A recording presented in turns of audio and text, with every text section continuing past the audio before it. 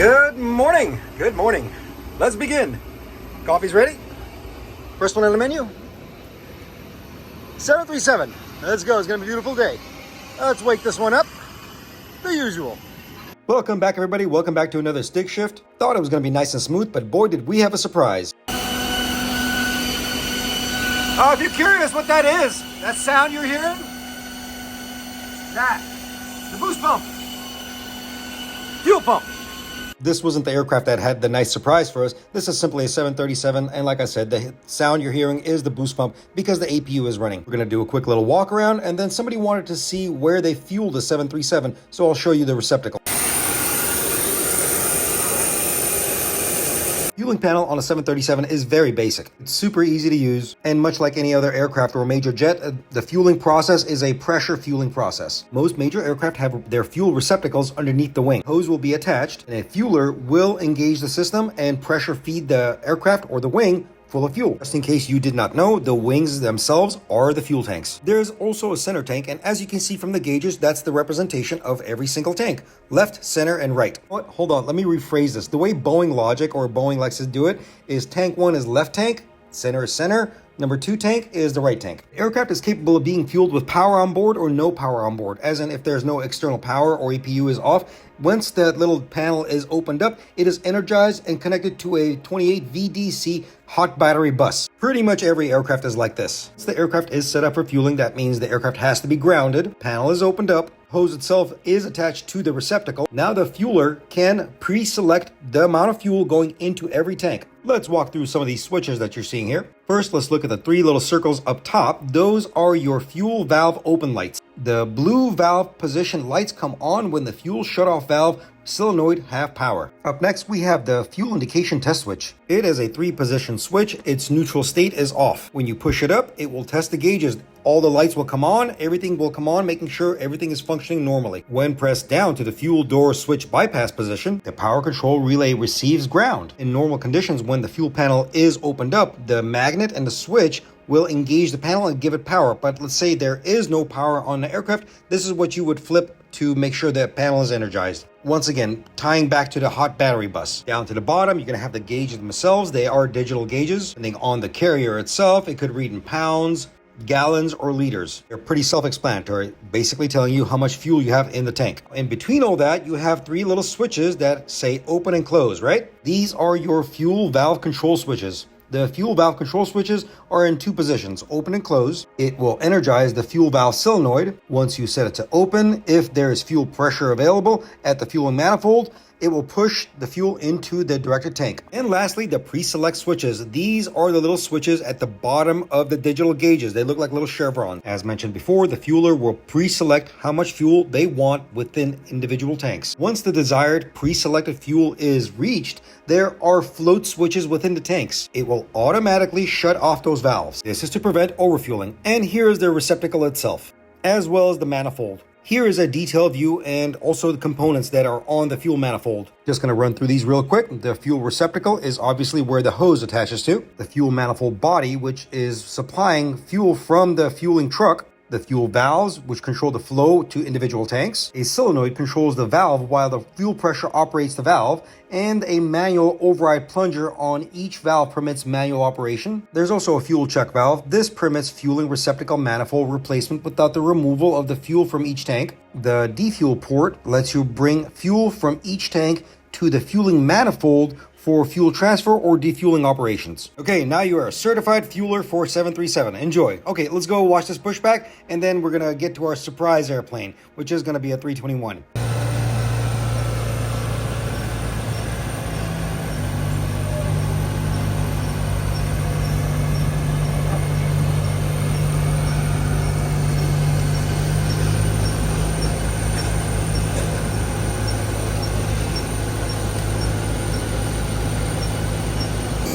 Surprise, surprise! Look what we found!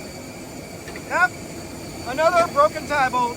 Okay, here we go. Let's put some context behind this. This aircraft was scheduled to go to JFK, and as it was being pushed back, ramp and as well as other personnel around the aircraft noticed a sound coming from the wheel. A clanking sound, like something was loose. Maintenance got called out. I was already out there, so I walked up to the aircraft and we all were just like, what's going on? Mind you, the airplane is still in the alley. I talked to the tug driver that was pushing the aircraft back, and I said, you know what? Move the aircraft about a few feet forward. Let me go by the main wheel as it's moving, and let me listen and let me see if I can hear something. And sure enough, I heard it myself. There was a clanking sound, and my fears, or not my fears, my initial instinct was, oh my goodness, it's a tie bolt. It's a very distinct sound. I got on a headset and said, Captain, you're coming back to the gate. We're not pushing you out. There's a problem. Relayed this to the tug driver. I said, bring it back into the gate. We got to work on this. There's an issue happening here. I think I know what this is. Ran back to the office, talked to my crew chiefs, talked to my managers. I said, hey, look, we got an issue. I think I know what this is because I've seen it before. Said with certainty, about 90% sure that's a broken tie bolt. Aircraft gets back onto the gate. I took off the shield or the dust cover and immediately saw it. But this gets better. Well, let me rephrase. Not better. It gets worse. Man, there's going to be a brake change and a tire change because I know the brake is gone. Look at that. Man. Well, at least the brake fan is not damaged. All right, let's get this done. Get it on jacks, deflate it, and fix this up.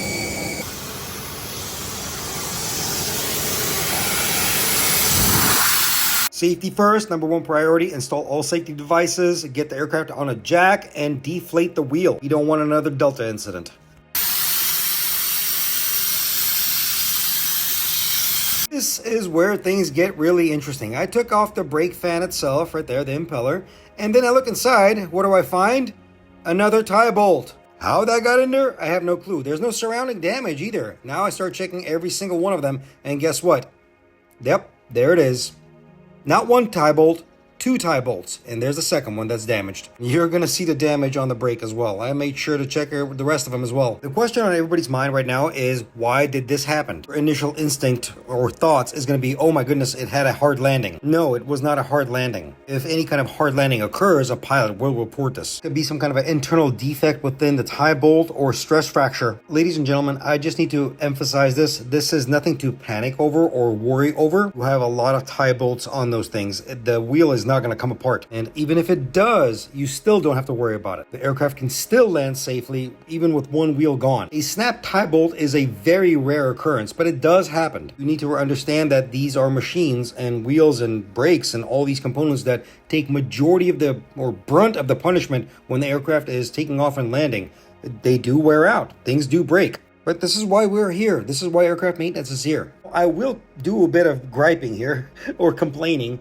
The Airbus has a very particular design. The Airbuses that do come with brake fans, they also come with brake shrouds, or excuse me, dust shrouds. The dust shroud covers the tie bolt. It hides them. So it becomes very not apparent or not visually cue noticeable where I can see them or inspect them. Any other aircraft you walk onto and you see it, and you can see the tie bolts very easily. But again, this is not something to be scared of Airbus. It's just how it's designed. Some designs are better than others. As far as technical ability, it takes experience and a trained eye to understand what to look for. Just like I told you earlier, just by the sound of it, I already knew it was wrong. Remember earlier I showed you little pieces of carbon? I already knew what was going on. Those tie bolts broke off in the front section of it, and the bolt itself pushed its way back. And what's behind the wheel assembly? The brake assembly. And yeah, the brake is a carbon ceramic brake, and you have steel tie bolts. Steel versus carbon? Yeah. Steel is going to win every single time. And look what it did to the brake.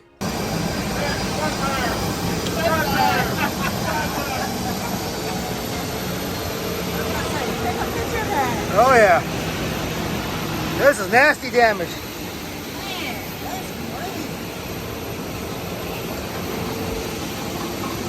I have to chew that poor thing up. Well, at least there's no damage to the race. So that's the important thing. This thing can be changed out. That's nothing. At this point, we're eating the delay because we have to change the tire and the brake. We depressurize the system and then remove the couplings right there, which are quick disconnect, as well as the temperature sensor, the brake temperature sensor, which you'll see right here. I know you guys are going to ask, how long did this take? Around 2 hours, because we have to get all the equipment together. We have to get all the manuals. We have to get the parts, everything. It's just It's sometimes it's logistically hard to perform these jobs. The job itself is easy to do, but just logistics of it, getting everything together, is the hard part. Since we're dealing with damage, now we have to reinspect, detail inspection on every single one of the components. Axle, the race, everything. Thankfully, nothing else got damaged besides the wheel assembly as well as the brake. We got the new brake, we installed it. Now we just simply need to tighten this up and then torque it. I'm just snugging it down right now real quick before I put the torque wrench on it. And all the red stuff that you saw on the axle itself, that's brand new grease because we have to clean it up and reapply new grease. The brake assembly on the Airbus 321 is held on by 3 nuts. If I remember correctly, the torque value is about 170 foot-pounds. Are you going to freak out and say, oh my goodness, only 3 nuts is holding on to the brake? I'll give you a better surprise. There are no nuts holding the 737 brake. This also reminds me of older generation aircraft, the 727s I used to work on, and the classic 737s. Yeah, those brakes were held on by 12 bolts. That was a nightmare. This is a better design, trust me, and it's safe. Come in a little further. Go a little more. You want to be able to roll it on the roller if you need to turn it. Come in a little more. That's what I got to go. Okay. Watch out. All right, hold on.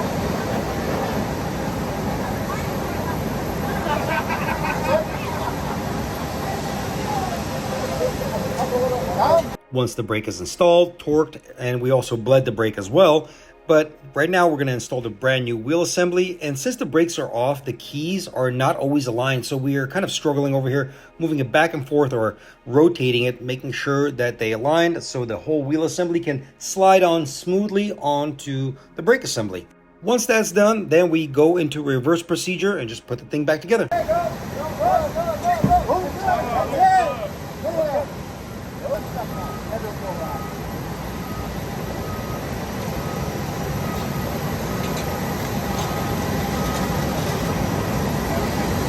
We push the wheel assembly into place, making sure it's nice and snug, and then we take off the thread protector and install the main axle nut. We're going to also give it a little kick, making sure that it's seated all the way before tightening up the main axle nut, and then torquing it. The rest of this procedure is pretty much simple. Like I said, everything goes in reverse, everything goes back on together. The anti-rotation nuts, the housing for the impeller, and then the dust cover and the shield, everything goes back together as it should be, torqued, verified, and then we test the brake fan. You've seen this procedure many times before because I've shown you guys wheel changes many times.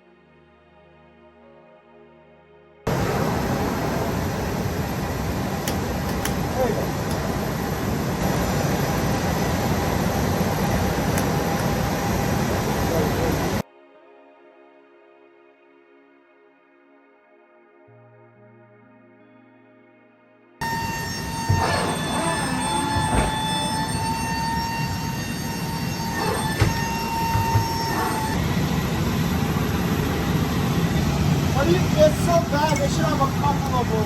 I even went over here and looked at the big one and was trying to be next to it. I kind of figured we don't have anything.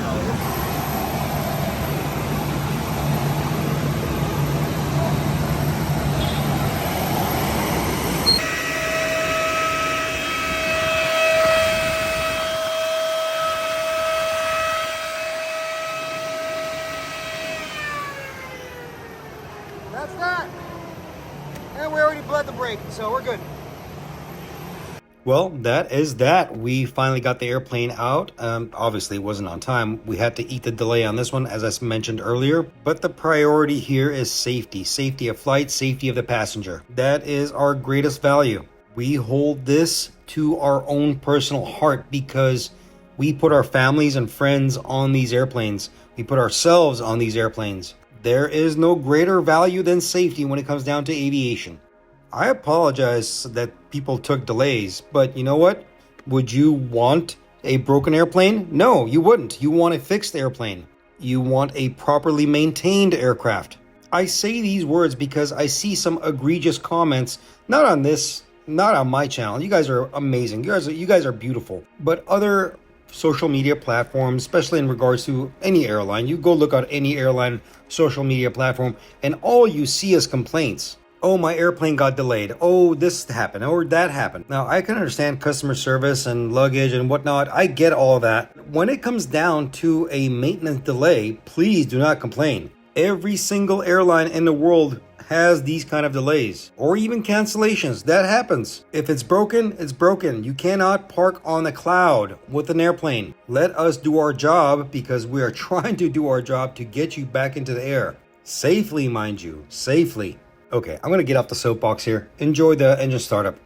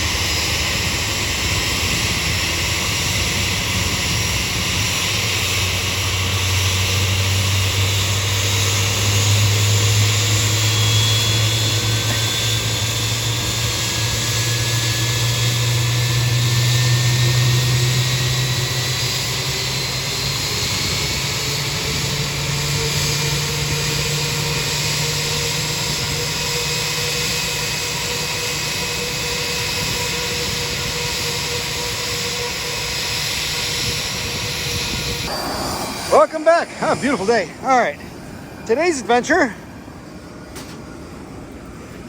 we're gonna go get this bad boy on. We're gonna go find a 777 over there at International, and our favorite friend, speed tape. Gotta go reinspect the lightning strike. All right, let's go. Let's put this on. Safety first. All right. Quick little adjustment. Fit check. Harness, good. Where's my tail?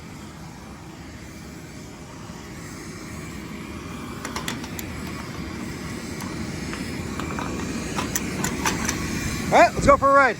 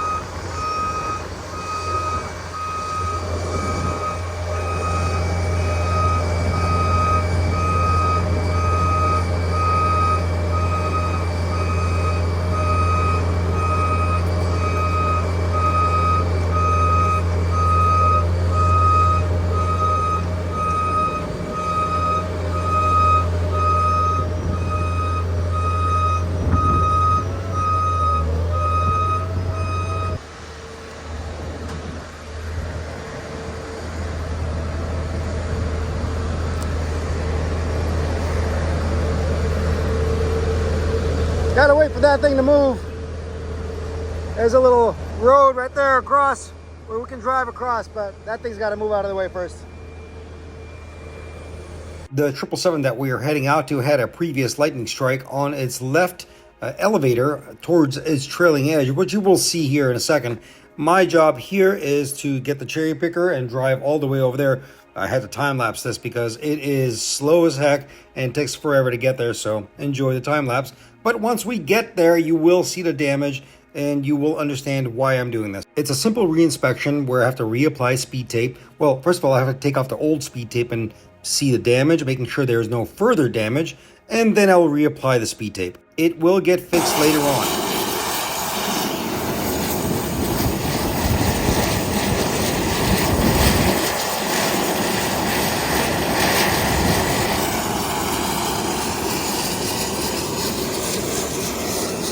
That's it! That's what I gotta inspect! Right there, that's it! Oh man. Look at that.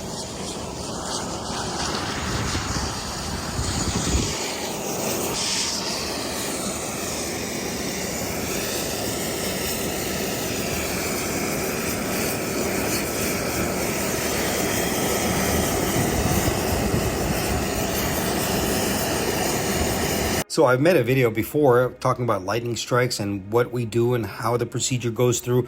But believe it or not, aircraft are very susceptible to lightning strikes, but it doesn't really affect the aircraft. It will damage certain portions of the airplane. It will pop out rivets or sometimes just leave streaks, damage antennas time to time, but redundancy of the aircraft will always take over. That is if to say something is actually seriously damaged. In this particular event, what you're looking at is the exit point of a lightning strike, which is on the left elevator. Now, your typical lightning strike is going to look like a bad spot weld, and you're going to see streaks of black soot coming out of it. This is not to be confused with a smoking rivet. The reason for the speed tape itself is not to introduce any kind of moisture into that portion of the damage to prevent any kind of corrosion to set in. This will eventually get fixed. This is on a monitoring system because we have to constantly reinspect this.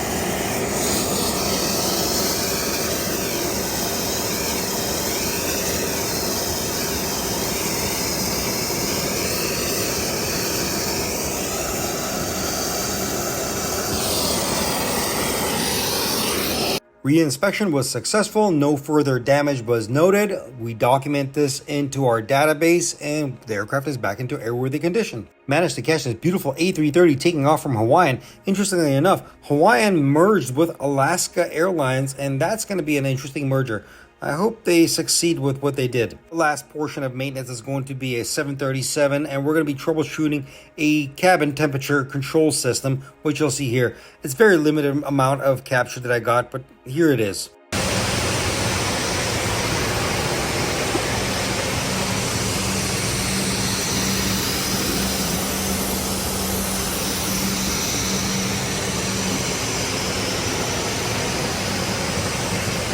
The 737 is a very rudimentary aircraft. Any kind of bite check or built-in test equipment that you want to do is always within the equipment bay. You have to go downstairs and do this. Unlike an Airbus or any other Boeing, you can have the opportunity to do this upstairs, but with the 737, you have to do it downstairs.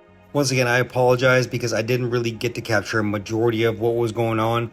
And this is simply a control box for the temperature control. We performed a test. The test passed.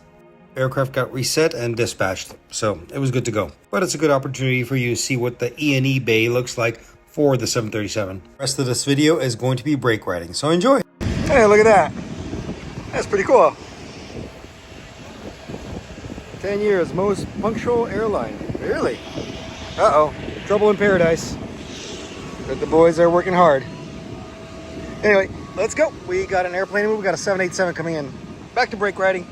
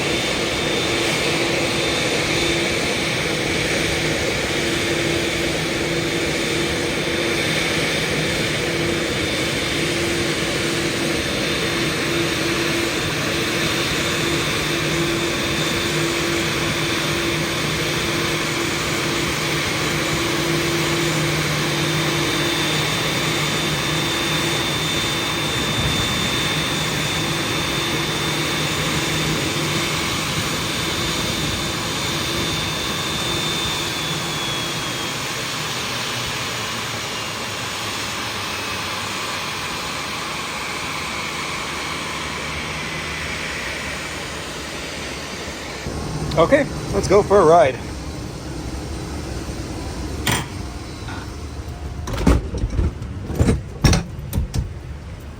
Big old door. Take this to the barn. Now, I know I've shown this before, but somebody asked again. They said, can we see the crew rest quarters on a 787? Sure, why not? We can see it again. Obviously, it's all messy right now because this just came in. So they got a nice little lazy boy chair here, recliner, and 2 bunks. The 777 looks very similar, but the chairs are like up here. Oh yeah, there's your bunks. Looks comfy. They got all the emergency equipment they need as well. Oh yeah, there it is. Let's go check out the one for the flight attendants.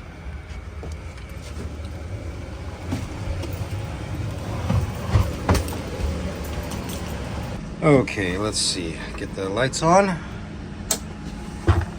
The flight attendant one is not as big.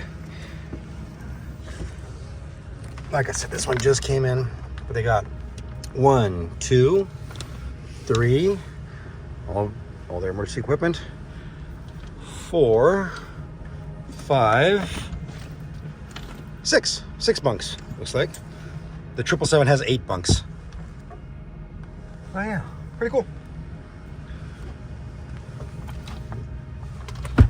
That's about it. Ain't not much else. It's just sleeping quarters. That's all it is. Okay, let's go.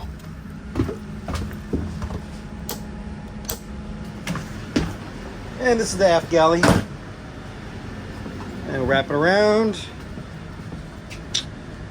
Okay, let's go. Here we are, our beautiful plastic princess. Let's go. Time to move it. Looks like ground crew's already there. Just release the brakes and off we go. Yes, sir. You guys ready for brakes release? Yes, you may give me the brakes, please. All right, brakes are released. Copy, thank you.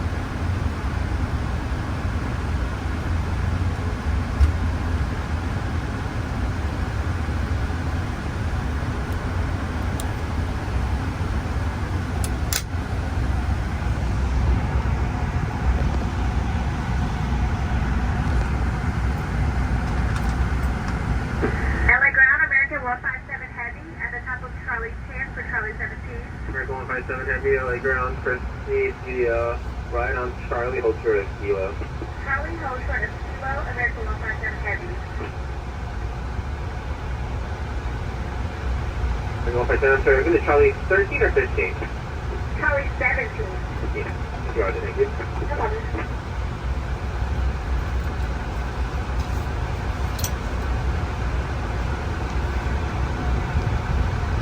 American 157 Heavy, continue the Charlie, Kilo, Bravo, Bravo 17. Charlie, Kilo, Bravo, Bravo 17, American 157 Heavy.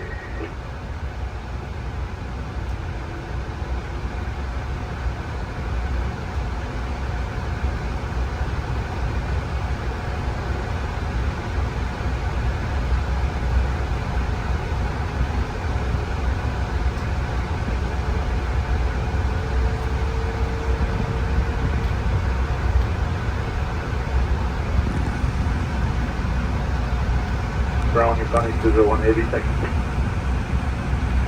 Sorry, calling out, say again? It's the Yukon 8201, ready to second. Yukon 8201 Heavy, over 25 left, taxi via Alpha, hold short of taxiway, Foxtrot. All far short of spot, 45 left, Yukon 8201 Heavy. Yukon 8201 Heavy, just curious for either runway tower, may switch it up, they'll let you know. You can monitor tower now. Have a good day. Good effort. LA ground, low Sherwing 2070, we're in the alley of Charlie 8 taxi. We've got November, we got an edict as well, 2250. Sherwing 2070, LA ground, roger. Behind us, United ahead, taxi via Bravo, hold through to Charlie 3. Bravo, short, Charlie 3, behind United, Sherwing 2070. Are you fully ready? Not to try to ask if there's any earlier time. We just gotta start the second engine, but we have time for that, yeah. How long does that take usually? 3 minutes. I think it's...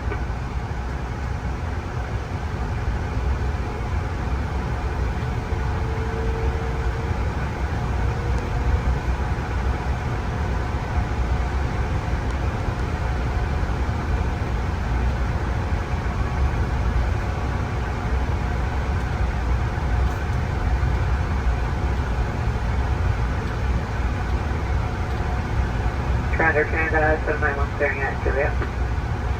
Air Canada 791, LA Ground Toronto, Bravo, time to be a Bravo Charlie 7, good way to Spirit at Charlie 8. Bravo Charlie 7 and giving way to Spirit at Charlie 8 for Canada 791. During 2070, your wheels up now earliest will be 55, so any time between for the next 3 minutes and on, continue to be a Bravo full length over Q5 right. Bravo full length, Q5 right, next freeway 2070.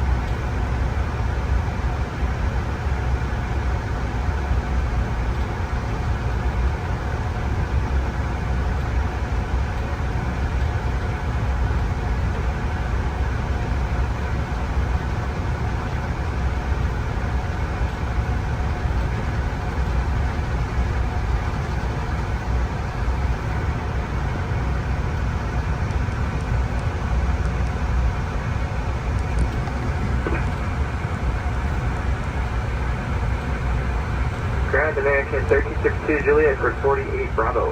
American 1362, other ground taxi to be straight ahead right on Charlie to the gate. Straight ahead to Charlie to the gate, American 1362.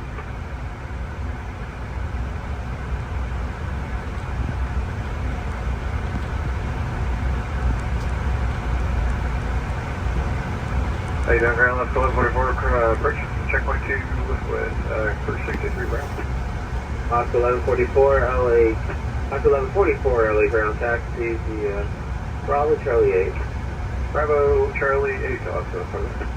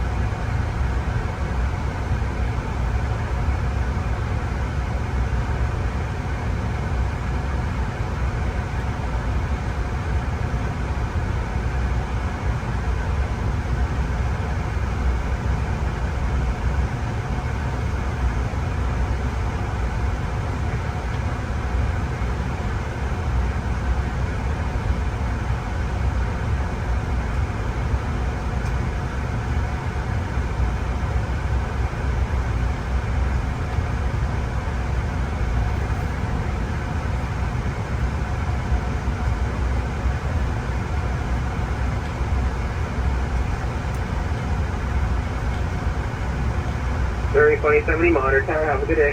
Good day, clear 2070.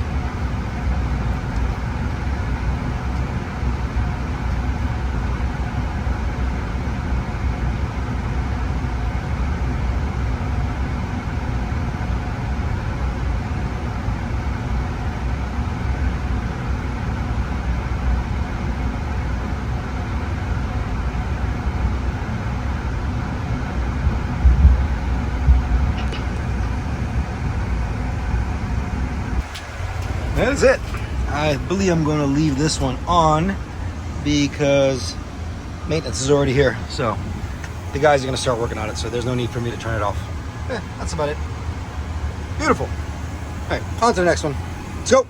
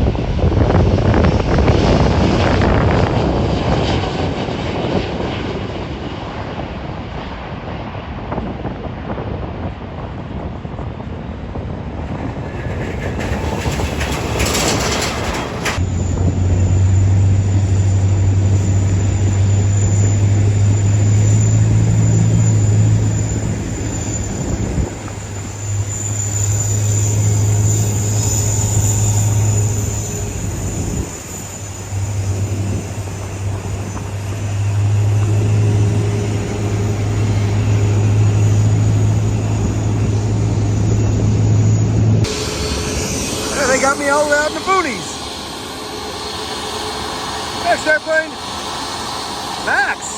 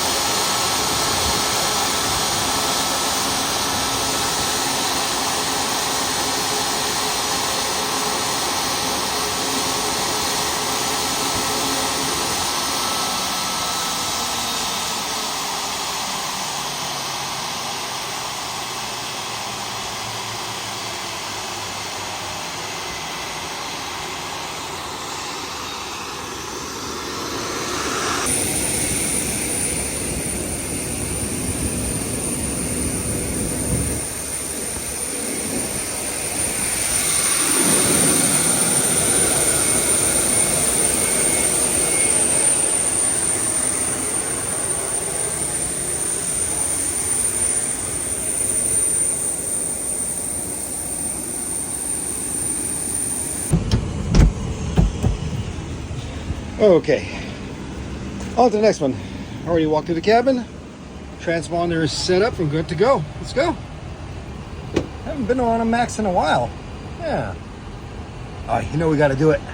Let's go. Too close for missiles. Switching the guns. All right, let's go. On the flight deck. 3 monitors, tower 33.9, good day. 33.9 goes to 443. Tower 4375, so you can.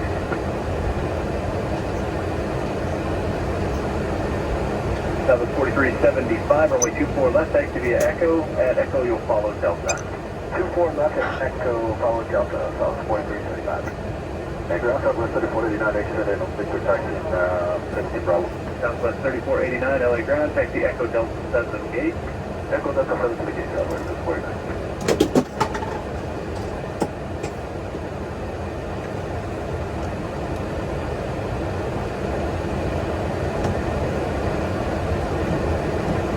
Southwest 4375, monitor the tower on 133.9. Good day. 339, Southwest 339.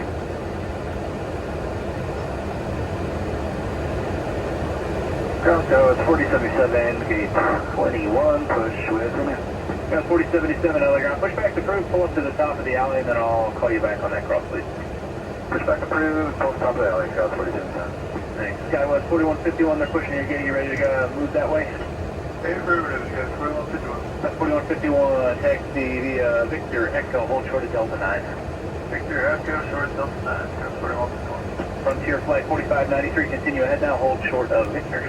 Alright, hold short of Victor on Delta, flight 4593. Counts 4151 at Echo, give way to that Alaska, head to your right. And then Echo, give way to the Alaska, got 4151. North Ground Alaska, 1092, clearing 24 left.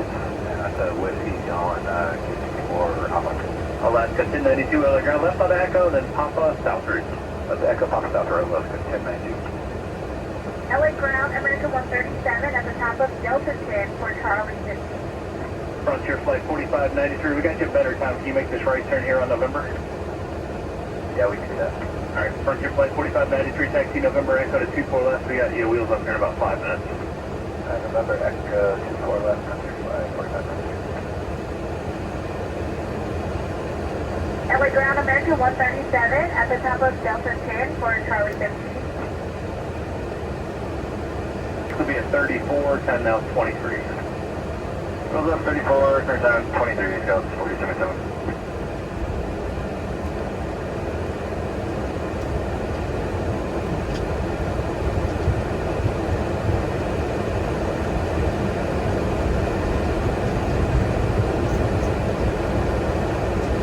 Frontier flight 4593, wheels up will be at 27, time now 24, so pretty much when you get to the end there. Information Romeo Kirk, you can monitor tower 133.9 or good day. I understood that, and we'll monitor tower 339. Appreciate the help from your flight 4593. You're welcome. Ground above, 3754, all Victor for 14. Southwest 3754 LA ground, Echo Delta 8 to the gate as able. Echo Delta 8 as able, Southwest 3754.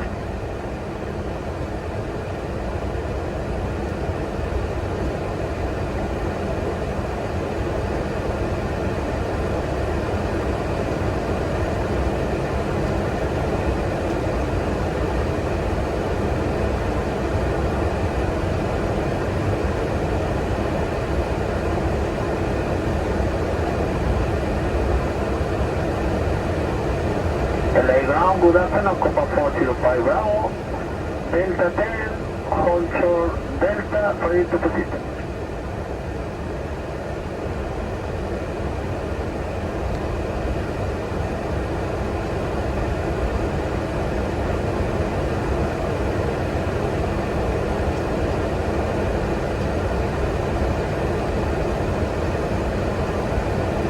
Sorry, who's the last one? Good afternoon, Copa 405 Bravo, Delta 10, hold short Delta, ready to proceed. 405 Bravo, turn left on Delta and hold short of Kilo. Delta Hotel Kilo, Copa 405 Bravo. Go at 5535 LA ground, left on the Echo, Papa South route. Echo Papa South route, you go 5535. Ground scout 4077, ready taxi. Got 4077 information, Romeo's current, for now, let's make a right turn on Delta, hold short of Delta 7. Alright, Delta, right turn Delta, hold short Delta 7, we have Romeo Scout 47.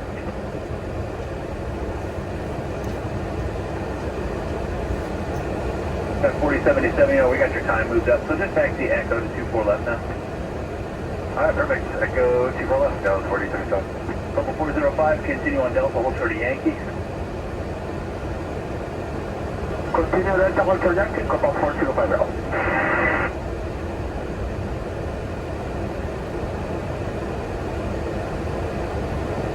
Got 4077 on Echo, monitor tower 339, good day. Over to tower on Echo, Scout 4077, thanks. Checkpoint. We got to switch frequencies from 121.65 to 75. That's Bravo 25 right, American 1312. Ground Scout 5535 coming up on checkpoint 2 for gate 80. Got 5535 Los Santos ground, taxi up to Charlie. Up to Trevor Charlie, Scout 5535. 6391 Los Angeles ground, taxi to right turn Bravo, Charlie 4 Charlie. Right turn Bravo, Charlie 4 Charlie. LA ground on 1779 and Quebec for 141. 1779 Los Angeles ground, taxi Bravo, November North route. Bravo November North route, 1779.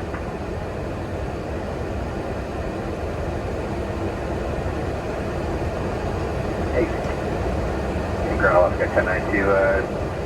Any idea if that 777 yeah, 777 is 5T7 is past taxi line for us to clear in? I don't believe he's up to the taxi line. He's getting towed onto the gate right in front of us. And if you're not comfortable with it, I can swing you back around. You can go in after. We'll take a look and I'll let you know before we make turn left. 1092. Driver, 297, we're waiting on numbers. 297, taxi Charlie 4, Charlie short of Charlie 3. Charlie 4, Charlie, and then short of Charlie 3, American 297. Front of left 1092, we got good clearance. 1092, taxi to get left 1092.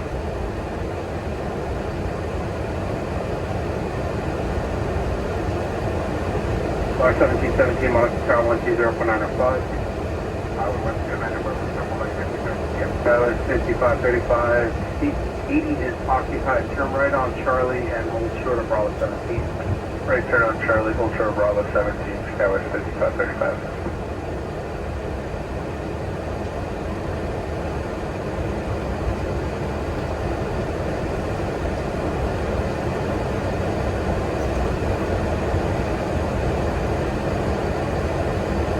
Ground number 630, we'll cross the 25 right to Quebec. 630 Los Angeles ground taxi at Bravo, November, and the North Route. Bravo, November, North Route on the 630.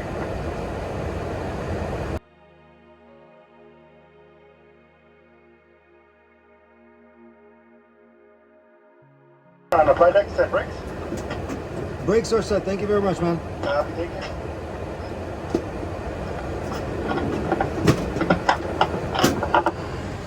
That was fun. The other side of the airport is always kind of different. Let's see, off, we don't need all that.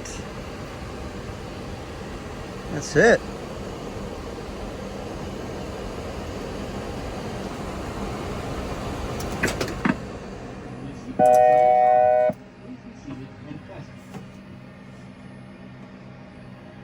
Uh-oh, my engine check light came on. I'm just joking. As always, wait for the AP to shut down and then kill the batteries.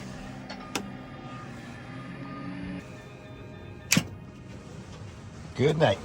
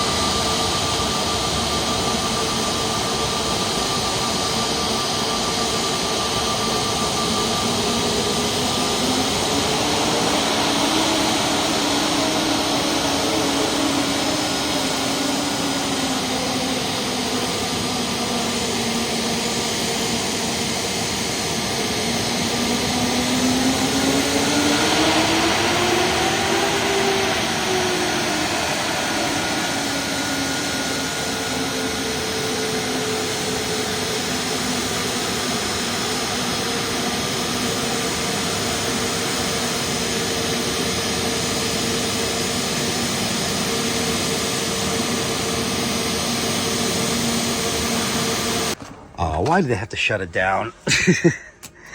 It's all right. Let's get this thing powered up and another move. Let's go.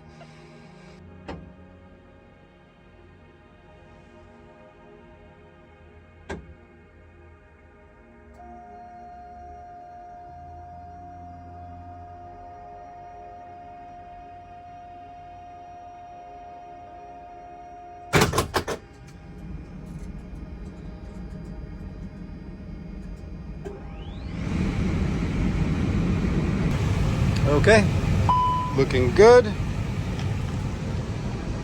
Let's go for another ride.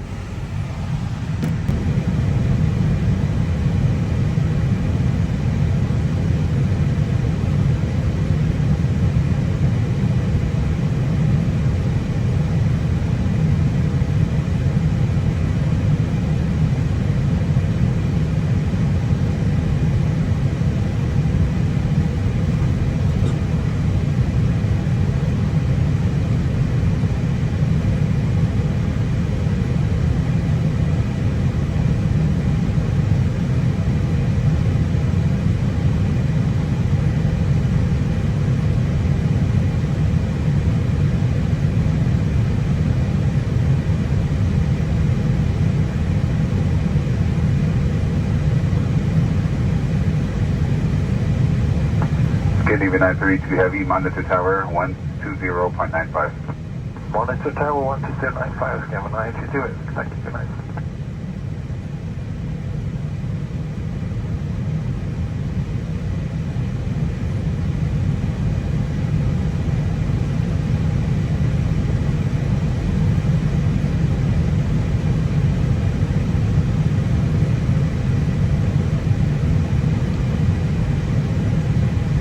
LA ground, American 46 Charlie, top of Charlie 9 for Charlie 5. American 46 Charlie, roger, proceed Bravo, Charlie 5. Bravo Charlie 5 for American 46 Charlie.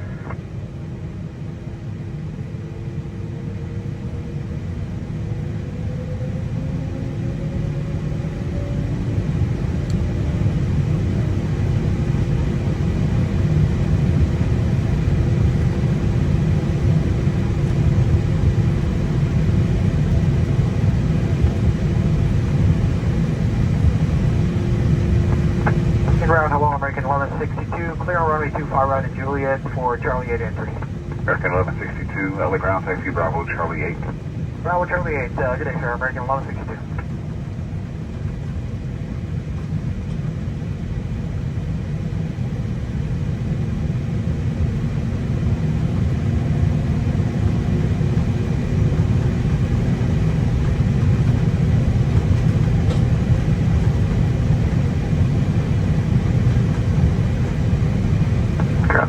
Ground tail is 3394 for your taxi information 0.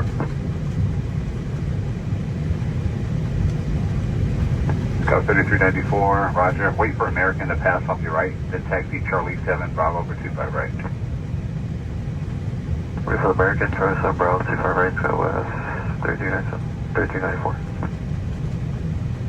Ground Sky West 5430, Charlie 6 alleyway, ready to taxi with Sierra. American 46 Charlie, give way to United at Charlie 6. Giving way to United at Charlie 6, American 46 Charlie. 5430, runway 25 right, taxi Bravo. 25 right, taxi Bravo, Sky West 5430. Ground leading Turkish time. Turkish 10, LA ground. Which ground we should expect Turkish time? Turkish 10, you can ask clearance on 2035. 2035 Turkish, we got the clearance for DCL. Sky was 5430, new departure frequency 124.3. 124.3, Sky West 5430.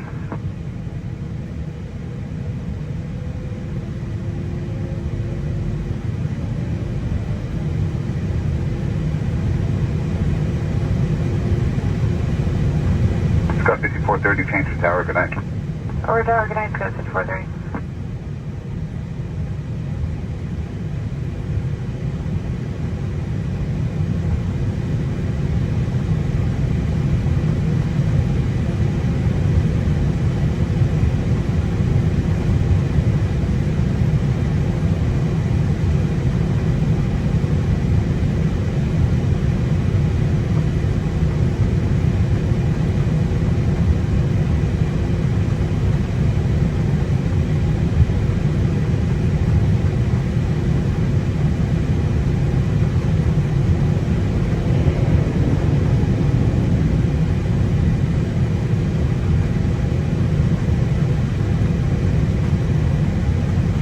Ground Horizon 2089, checkpoint 2. Horizon 2089, LA ground, taxi via Bravo, Charlie 8 to the rim. Bravo Charlie to the rim, Horizon 29. Horizon 2089, before you turn left on Bravo, I can't see your gate from here, can tell still turn on. Alright, Austin McCall, Horizon 29.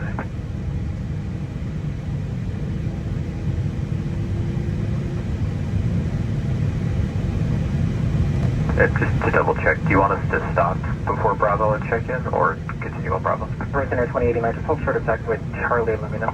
Hold for Charlie, let you know, Horizon 29. Skyline 3394, monitor tower on 120.95. Tower goes 3394.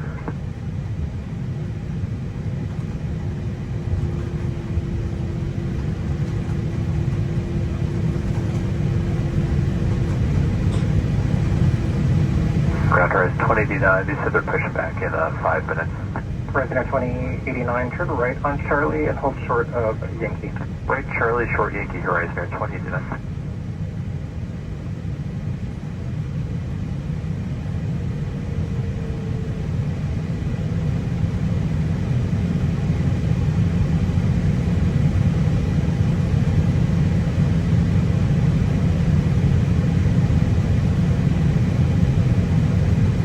This is the end of the adventure. Thank you all so much for watching. I appreciate every single one of you. I will leave you with this and a beautiful takeoff of our beautiful 747, our Queen of the Sky. Take care, and I'll see you on the next adventure. Stig, sign out. Later.